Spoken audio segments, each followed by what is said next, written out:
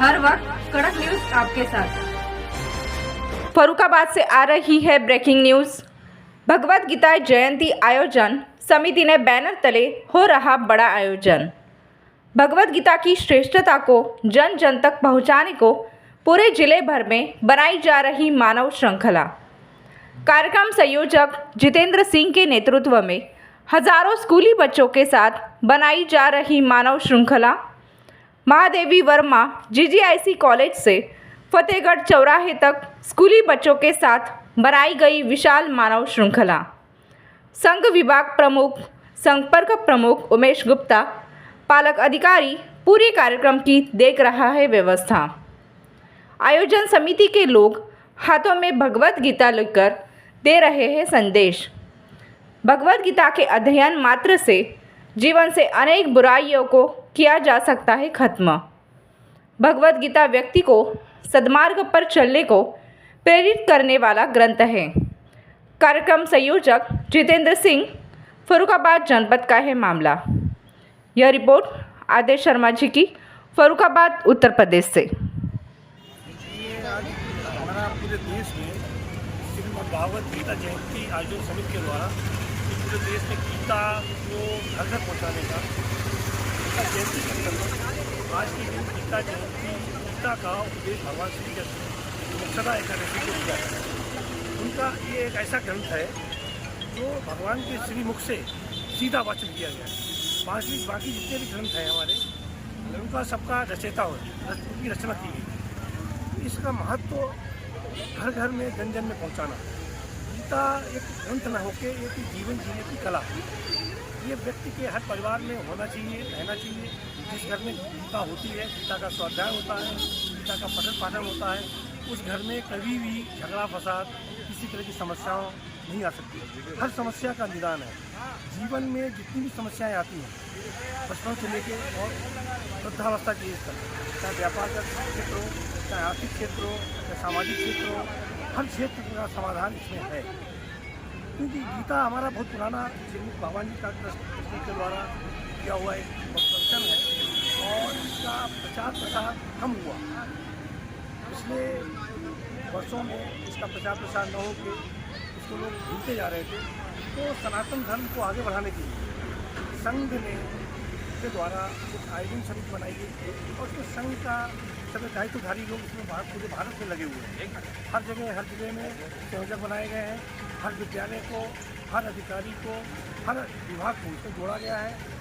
उद्देश्य सिर्फ यही है कि जन जन में मेरा गीता का स्वाध्याय हो, हर घर में गीता का पठन पाठन हो। उसके लिए बच्चे सर्वप्रथम सुंदर होते हैं। ये कार्यक्रम एक हफ्ते से चलता रहा। हर विद्यालय में इनका पूरा वाचन कराया गया, श्लोक पढ़ाए गए। अभी हमारे इसमें पीछे 18 श्लोक दिए गए। ये हर अध्याय से एक श्लोक दिया गया। ये बच्चों को रोज अपने स्वाध्याय में लाना है। अगर ये 18 श्लोक ही जो चुनिंदा श्लोक हैं, इनका अगर पठन पाठन व्यक्ति रोज करे तो जीवन की हर समस्या का समाधान इसके अंदर आए। और पूरी गीता का अगर पठन पाठन आदमी करता है, चाहे महीने भर में करे, तो हर चीज़ का समाधान है।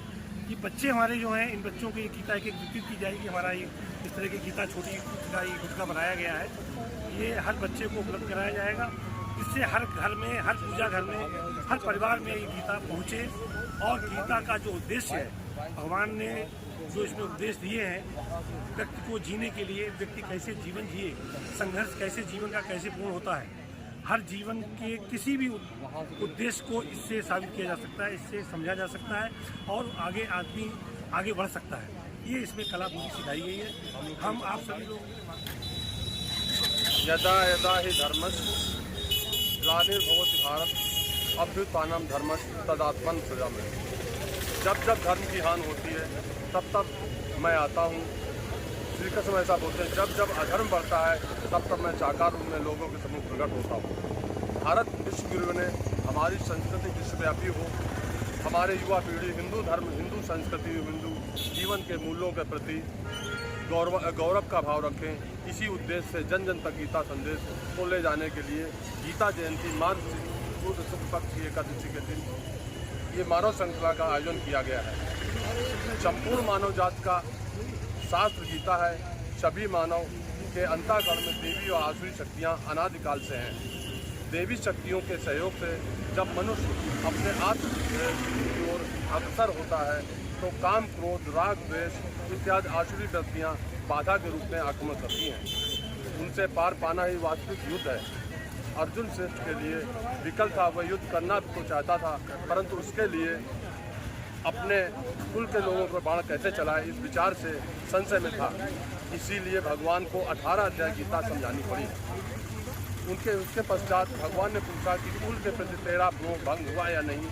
तब अर्जुन ने स्वीकार किया कि हाँ, अब मेरा मोह कुल के प्रति भंग हो गया है। अब मैं वैसा ही करूँगा जैसा कि भगवान ने उपदेश दिया। इस प्रकार अर्जुन ने अधर्म पे धर्म की विजय कराई और उस अधर्म पे अन्यायों के खिलाफ युद्ध करने के लिए ये प्रेरणा दी।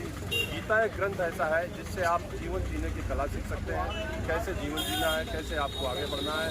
तो जन जन तक गीता पहुंचाएं, जन जन तक लोगों को ये जानकारी हो कि कैसे गीता के अध्याय से, कैसे गीता के स्वाध्याय से हम आगे बढ़ सकते हैं। गीता ही एक ऐसा ग्रंथ है जो विश्व में आज भी सर्वमान्य ग्रंथ है और इस ग्रंथ से अच्छा जो भगवान श्री कृष्ण कहा गया ग्रंथ है, कहीं कोई दूसरा ग्रंथ नहीं है। ग्रंथ सभी हैं, ऐसा नहीं है, लेकिन ये जीवन जीने की कला, नित्य स्वाध्याय से आप जीवन जीने की कला सीख सकते हैं, जीवन में आगे बढ़ सकते हैं। किसी भी स्तर पे, किसी कार्य क्षेत्र में अगर आपको आगे बढ़ना है तो गीता का स्वाध्याय जरूरी है। इसीलिए जन जन तक हम लोग ये चाहते हैं कि गीता के बारे में जानकारी हो, जन जन के लोग जानें। और गीता, हमारा तो मानना है कि गीता हमारे शिक्षा में भी जोड़ी जाए, जिससे लोगों को शिक्षा भी मिले कि हाँ, गीता को पढ़ाया जाए प्रतिदिन नियमित।